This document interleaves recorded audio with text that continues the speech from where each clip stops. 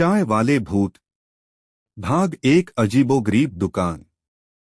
शहर के बाहरी इलाके में एक घने जंगल के किनारे एक छोटी सी चाय की दुकान थी। यह दुकान अपनी अजीबोगरीब कहानियों के लिए प्रसिद्ध थी।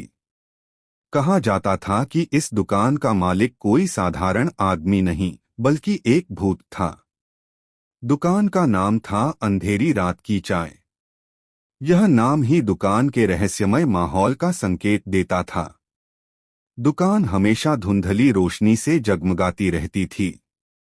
दुकान के अंदर का वातावरण ठंडा और शांत था। दीवारों पर अजीबोगरीब चित्र और ताबीज लटके हुए थे। मुलाकात। एक सर्दियों की रात कुछ युवा इस दुकान पर चाय पीने गए। ये युवा शहर के कॉलेज के छात्र थे। वे रोमांच और रहस्य की तलाश में थे। उन्होंने अंधेरी रात की चाय के बारे में कई कहानियां सुनी थीं और वे खुद इन कहानियों की सच्चाई जानना चाहते थे। युवाओं ने दुकान में प्रवेश किया। दुकानदार एक लंबा, पतला आदमी था। उसके चेहरे पर हमेशा एक रहस्यमय मुस्कान रहती थी। उसकी आंखें गहरी और भेदिया थीं। युवाओं ने दुकानदार से चाय मांगी। दुकानदार ने चाय बनाई और उन्हें पेश की। चाय का स्वाद अजीबोगरीब था, लेकिन युवाओं को यह पसंद आई।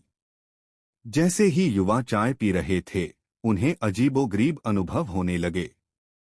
उन्हें ऐसा लग रहा था जैसे कोई उन्हें देख रहा हो। उन्होंने दुकान के चारों ओर देखा, लेकिन उन्हें कोई नहीं दिखा।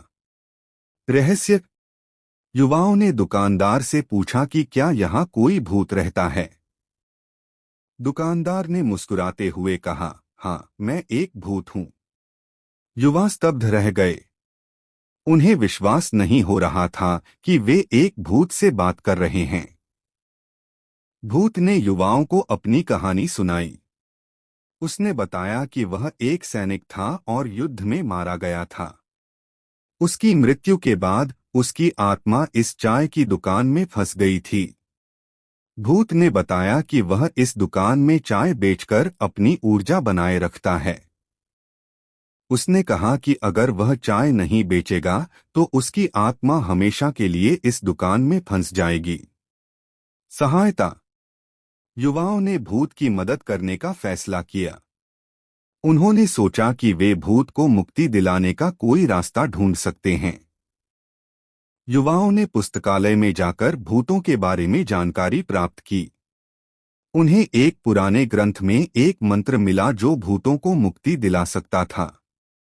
मुक्ति। युवाओं ने भूत को मंत्र के बारे में बताया। भूत ने मंत्र को पढ़ने के लिए युवाओं से अनुमति मांगी। युवाओं ने भूत को मंत्र पढ़ने की अनुमति दी। भूत ने मंत्र पढ़ना शुरू किया। जैसे ही भूत मंत्र पढ़ रहा था, दुकान में अजीबोगरीब घटनाएं होने लगीं। दीवारें हिलने लगीं, ताबीज टूटने लगे और हवा में अजीबोगरीब आवाजें सुनाई देने लगीं। कुछ ही मिनटों में मंत्र का प्रभाव दिखने लगा। भूत का शरीर धीरे धीरे पारदर्शी होने लगा। उसकी आत्मा दुकान से बाहर निकलने लगी। नया जीवन। भूत की आत्मा मुक्त हो गई और वह स्वर्ग में चला गया। चाय की दुकान हमेशा के लिए बंद हो गई।